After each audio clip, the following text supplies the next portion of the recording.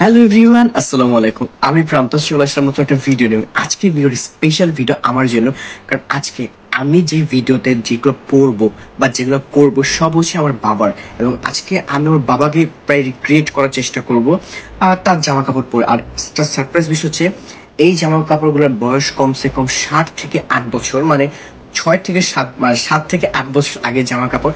তো চলেন দেখা যাক আমার বাবার ওই সময়তে কেমন ছিল জামা কাপড়গুলো বা আমার কতটা ফিটিং হয়। তো চলেন দেখা যাক পরে জামা কাপড়গুলো পরে। প্রথমে চলে আসলাম হচ্ছে আমার বাবার যে হলুদ শার্টটা ছিল সেই শার্টটা নিয়ে চাইবো। এই শার্টটা আপনারা অনেকবার দেখেছেন আমার ভিডিওতে, আমি প্রায় সময় শার্টটা পরি।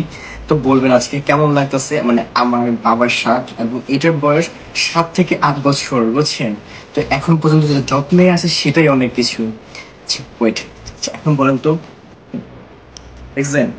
আচ্ছা না, ওয়েট, আরো কিছু আছে। আহ লুঙ্গিটা পরে দেখি নেই।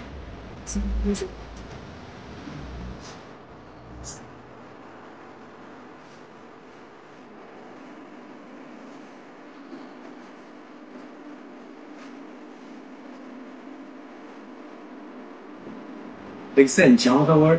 হ্যাঁ, তো বলেন এই লুকটা কেমন লাগছে আপনাদের কাছে?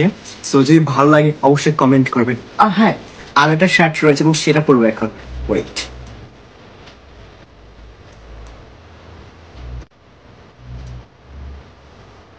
তো এখন যে শার্টটা পরতেছি এই শার্টটার বয়স আনুমানিক 15 থেকে 16 বছর হবে। এবং আমার ফুপু, মানে আমার ছোট ফুপু যে ছিল, সেটা আমার বাবাকে গিফট করেছিল সেই আমলে। আই মিন 2000 সালেরও আগে, সরি আমি বেশি বলছি, মানে 15 বছর আর বেশি হবে এটা। সেটা 2000 সালের আগেও আমার ফুপু এটা গিফট করেছিল আমার বাবাকে। সো দেখেন এই লুকটা কেমন লাগছে। হ্যাঁ, পকেটও আছে এবং এখানে সুন্দর একটা ব্র্যান্ডিং আছে, যে যে কোম্পানির শার্ট দেখছেন। আচ্ছা ওয়েট, দেখেন আরেকটা জিনিস, দূরের থেকে দেখাই।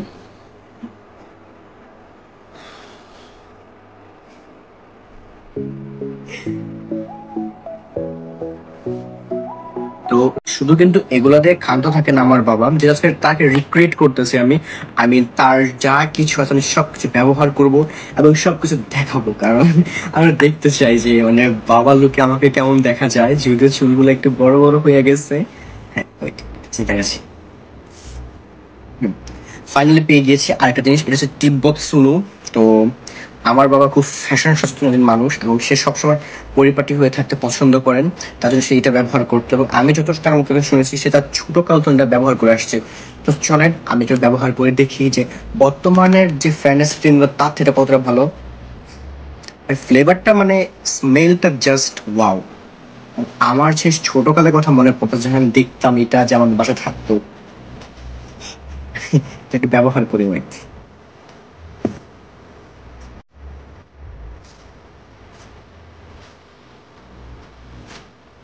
ওয়াও, কি সুন্দর দেখা যেতেছে ভাই।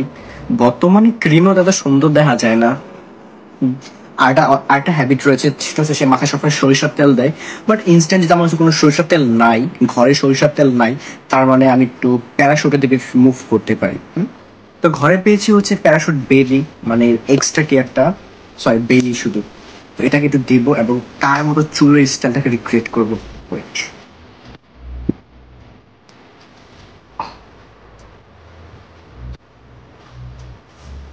আমি সবসময় দেখি সে তেল নিয়ে একটু তার দাড়িতেও দেয়, বিকজ সুন্দর দেখা যায়।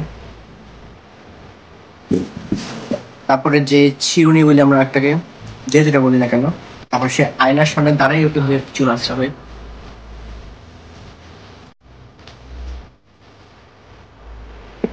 ফাইনালি কিন্তু আমার লুক নেওয়া শেষ। আহ, আমার বাবা দেখতে আরো সুন্দর আমার থেকে অ্যাটলিস্ট। আমি তার মতো হতে পারবো না, তারপর যতটা পারলাম একটু তার শার্ট এগুলো পরে দেখলাম। সো তার এই শার্টের মধ্যে তার গায়ের গন্ধ আছে, যেটাতে মানে তার কথা আমার মনে পড়ে, মানে যখনই পড়ি না কেন তার কথা মনে পড়ে। আর অনেকে ভাবতে পারে যে আমার বাবা হয়তো দুনিয়াতে নাই, এমন কিছু না।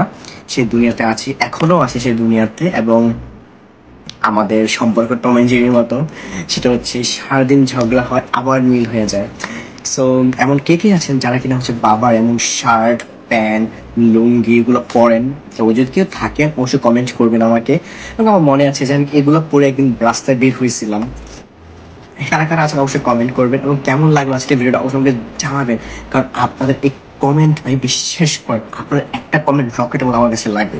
সো বেশি বেশি করে কমেন্ট করবেন, এবং দেখা হচ্ছে নতুন একটা ভিডিওতে। আর হ্যাঁ, কক্সবাজারের ভিডিও কিন্তু আপলোড হচ্ছে, বুঝছেন? আমরা কক্সবাজার ঘুরতে গেছি, সেটা আপলোড হচ্ছে খুব তাড়াতাড়ি। তো দেখতে ভুলবেন না। আর হ্যাঁ, আজকে কিন্তু লাইক কমেন্ট করতে একদম ভুলবেন না। সো ভালো থাকেন, দেখা হচ্ছে নতুন ভিডিওতে। আল্লাহ হাফেজ।